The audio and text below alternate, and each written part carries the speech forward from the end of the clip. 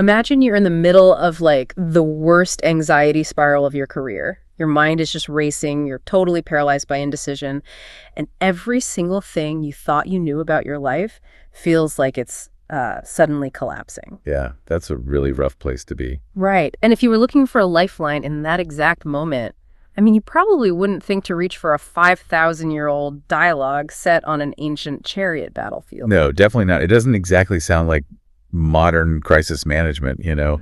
Usually when we think about ancient texts, we expect this sort of rigid doctrine, like a dusty list of do's and don'ts. Exactly, which is the absolute opposite of what you need when you're spiraling. But for this deep dive, we're looking at a breakdown of the Bhagavad Gita that proves that specific moment of, well, total mental collapse isn't a failure. It's actually the psychological prerequisite for waking up. It really is. We are diving into this massive, deep-level analysis by Alpesh Shah, and he's mapped this entire text out with course modules, breakdown charts, visual frameworks. Yeah, his visual maps are incredible. They really are. And the most fascinating part is that he completely bypasses the religious framing. He treats the text exactly as the source material presents itself, which is as a psychological roadmap, a science of life, basically. It's a total paradigm shift. I mean, Shah's analysis isn't looking at a historical rule book at all. He is walking us through this really systematic psychological dismantling of human suffering. Which is the entire mission of our deep dive today. We're going to deconstruct this 18-chapter framework to show you how it moves a person from absolute stress, confusion, and ego all the way to ultimate liberation. And how practical it is, too. Right. We'll explore how this applies directly to your daily life, your relationships, your career burnout, and ironically, even the way you scroll through social media. Oh, the social media connection is so good. We definitely have to get to that. We will, I promise. But before we get to the internal transformation, we really have to look at the architecture of the conversation itself. Because honestly, the numbers here are wild. They really are. The verse distribution tells a whole story before you even read a single word. So, the Gita contains roughly 700 verses, give or take one. Dhritarashtra, the blind king, speaks exactly one verse. Just one. Just one. Sanjaya, the visionary narrator, he speaks 41. Yeah. Arjuna, the warrior who is having this massive existential crisis, he speaks 85.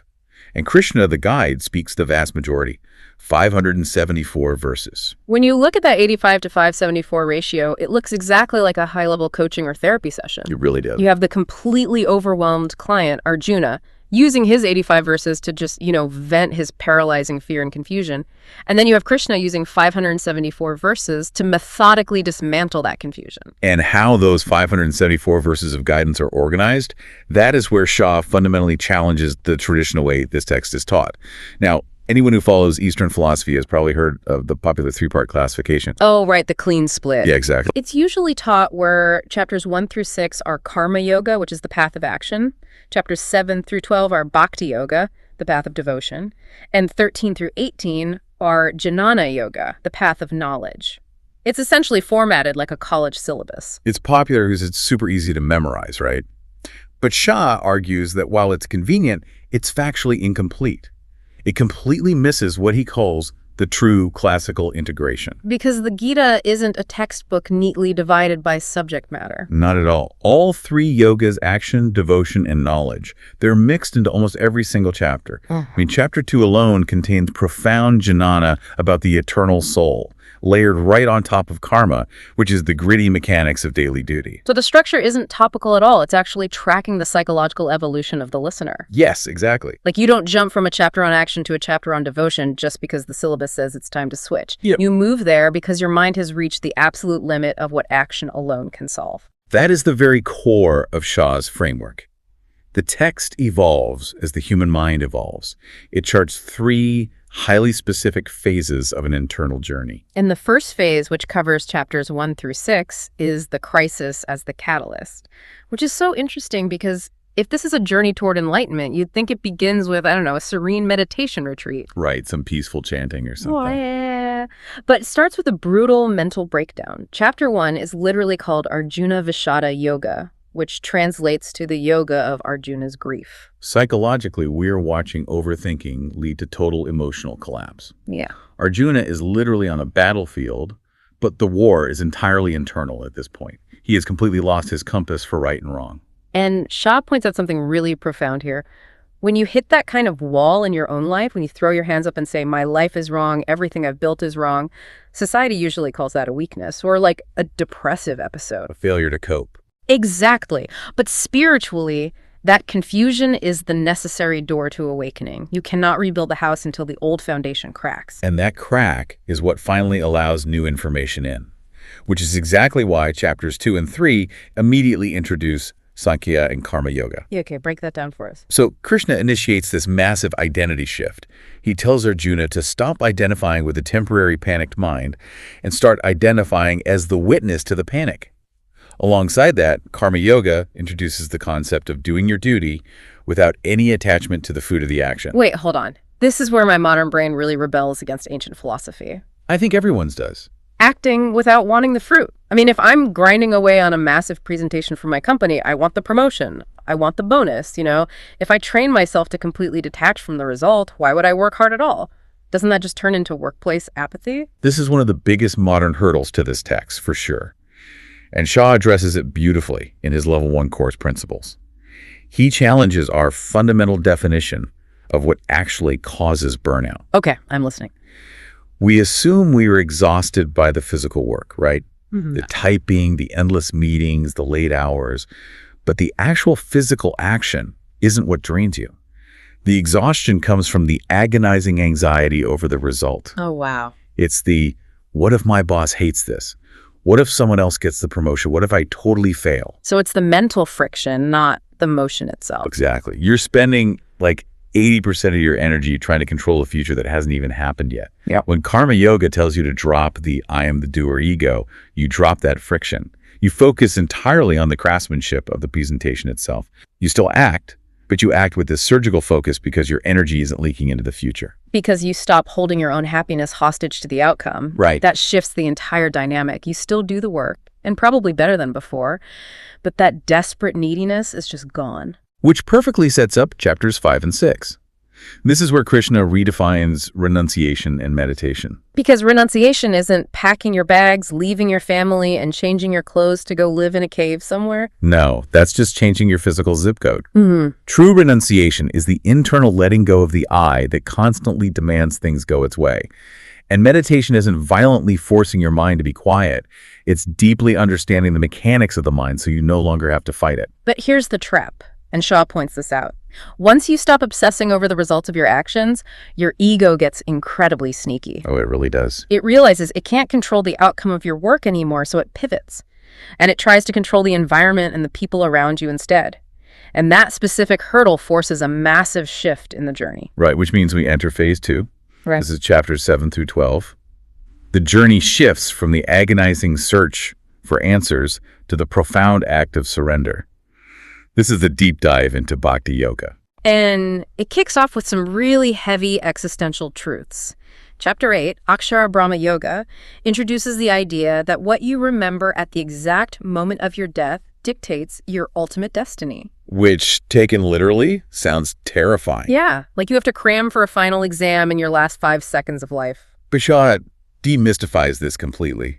He explains that what you remember at the end is simply what you practiced your entire life. Oh, that makes so much sense. You don't magically summon peace on your deathbed if you spent 50 years practicing anxiety. If you live your days obsessing over grievances, you will die thinking about grievances. Life itself is a constant meditation, whether you realize it or not. Every daily habit is just rehearsing for the final moment. That is incredibly sobering. And it really forces a confrontation with reality, which absolutely explodes in Chapter 11, Vishwarupa Darshana. Oh, the cosmic form. Yes, this is the famously cinematic moment where Krishna reveals his cosmic form to Arjuna. He shows him the absolute totality of the universe. Birth, death, creation, destruction, time, all of it happening at once. And the mechanism of why this happens is crucial here. Krishna doesn't show Arjuna this just to impress him. He does it to shatter Arjuna's ego. Because the small, controlling I simply cannot survive when it's confronted with the vastness of absolute truth. Exactly. When you truly perceive how impossibly massive reality is, your desperate desire to control your tiny little corner of the office or your specific family dynamic, it just dissolves. It's absurd to try and control it. It just washes you away. Which leaves us with Chapter 12, Bhakti Yoga, Devotion. But Shah's framework strips away all the cultural baggage we usually associate with devotion. Yeah, it has nothing to do with complex rituals or proving how spiritual you are. Right, it is simply love without condition. The ego is gone, so only love remains. And in his level 2 modules, Shah uses this analogy for the ego that makes us so visceral. He compares our need for control to gripping a heavy, jagged stone.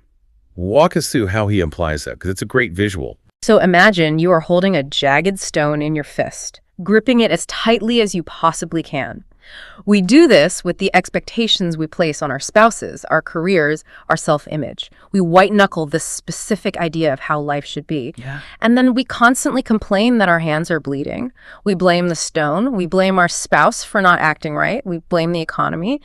But bhakti, true surrender, is just the act of opening your hand. Wow. You let the stone fall. You let the river of life flow. You don't actually lose anything except the pain of holding on. Connecting that to the psychology of relationships is staggering. I mean, expectations are the root cause of our pain because they are a demand that reality bended to our will. Right. True bhakti is acceptance without resistance. You open your hand and say to the universe, whatever this moment brings, I accept it. The relief of that surrender is instant. So, okay, you've stopped stressing over the destination. You've dropped the heavy stone of your expectations. What happens when the ego is finally out of the way and you stop fighting the current? You reach phase 3, the ultimate realization. We are in the final stretch now, chapters 13 through 18. This is the phase of jnana deep knowledge, moving toward moksha, which is liberation. And chapter 13 fundamentally reorganizes how you experience yourself. It divides reality into the kshetra, the field, and the kshatrajna, the knower of the field. Exactly. So translating this to daily life, your physical body, your racing thoughts, your sudden spike of anger when you get cut off in traffic, that is all just weather happening in the field. And you are the knower. You are the observer. You are the sky watching the weather happen. When you truly realize this, you stop saying, I am angry. And you start noticing, oh, there is anger happening in the field. It creates this microsecond of distance that changes everything. That totally sets up chapter 14, Gunatraya Vibhaga, which takes a magnifying glass to that field. It explains that life is a constant shifting play of 3 gunas, or qualities, sattva, rajas, and tamas. Right. Think of these as the 3 energetic gears of life. So sattva is clarity, peace, and balance, kind of like the quiet focus you feel first thing in the morning. Rajas is action, passion, but also restlessness. It's the adrenaline of putting out fires at 2 p.m. And tamas is inertia, dullness, or ignorance. Basically, the absolute exhaustion and apathy you feel at the end of a brutal week. And the trap is that we identify with these changing moods. When we are stuck in tamas, we think, I am a lazy, worthless person. When we are in rajas, we think, I am an anxious wreck. But the knowledge of chapter 14 is realizing that these gunas are constantly cycling based on your environment, your diet, your sleep, everything. Your moods change, but you, the observer, are entirely beyond them. You watch the gears shift without getting caught in the teeth. That is such a relieving thought. And then chapter 15, Purushottama Yoga, hits us with one of the most famous mind-bending metaphors in the text. It describes the universe as an upside-down tree. Yes. The roots are high up in eternal consciousness, and the branches grow downward into the material world. The mechanism of this metaphor is beautifully designed to pull your attention away from the temporary. The leaves on those downward branches represent the events of your daily life. Your successes, your failures, a bad meeting, a new car. And leaves bloom and they inevitably wither and fall off. Right. If you think you are a leaf, you live in constant terror of autumn. But realizing you are the root, the eternal consciousness from which everything grows, means you are untouchable by the changing seasons. Which culminates in chapter 18, Moksha Sannyasa, the grand summary of the entire 700-verse dialogue. And the deepest revelation of the Gita is dropped right here. You were never bound in the first place. Never. You were never the doer. It was only the illusion of ignorance that made you feel separated and trapped. That's basically the ultimate punchline to the human condition. You've been searching everywhere for a key to a prison cell that was just never locked. Okay, here's where my modern, hyperactive brain starts throwing warning lights again. Let's hear it. If I truly internalize this, right? If I'm not my body, I'm not my changing moods, I'm not even my actions, am I just a blank, floating observer in a void? Doesn't the world become completely meaningless and gray if I detach from everything? It's the most common fear people have when approaching these texts. We equate detachment with apathy. But Shah's level 3 modules on non-duality or Advaita dismantle this fear perfectly. The world doesn't become meaningless. What actually disappears is the illusion of separation. What does that look like in practice, though? Well, as long as you feel separate from the world, you are locked in a transactional relationship with it. You either fear the world or you try to consume it to make yourself feel whole. Right, trying to get things from it. Exactly. But in non-duality, the boundary between the subject and the object dissolves. You aren't floating in a void watching life on a screen. You realize you are life. It's not apathy. It is absolute breathtaking intimacy with every single moment. Because there's no more protective armor blocking you from the experience. You realize there is nothing you have to gain or achieve to reach liberation. You don't have to earn it through suffering. You just drop the false beliefs. The anxiety of trying to become enlightened completely vanishes when you realize your true nature was never anything else. It's a staggering philosophical peak. But let's bring this all the way back down to earth for a second. How does someone who has actually internalized this operate on a Tuesday morning walking into the office? Do they just sit on a cushion radiating peace? Hopefully not in the middle of the office. Right, which leads directly into the final section of Shaw's framework, the modern application, living as a pointer. Shaw outlines this in his Level 4 Mastery Course structure. The ultimate goal of realizing you are free isn't to build an ashram and isolate yourself. It's to share the knowledge. But the caveat here is massive. You don't do it by handing out information or lecturing people. Because if a coworker is having a meltdown about a project and you tell them, hey, your eternal consciousness, just be the root of the upside down tree, they are probably going to want to punch you. Emphatically, yes, they will. Shaw stresses that presence is infinitely more powerful than words. If you have inner clutter, if your own ego is secretly trying to play the role of the wise guru, people will instantly reject you. They don't hear your beautiful vocabulary. They feel your energetic state of being.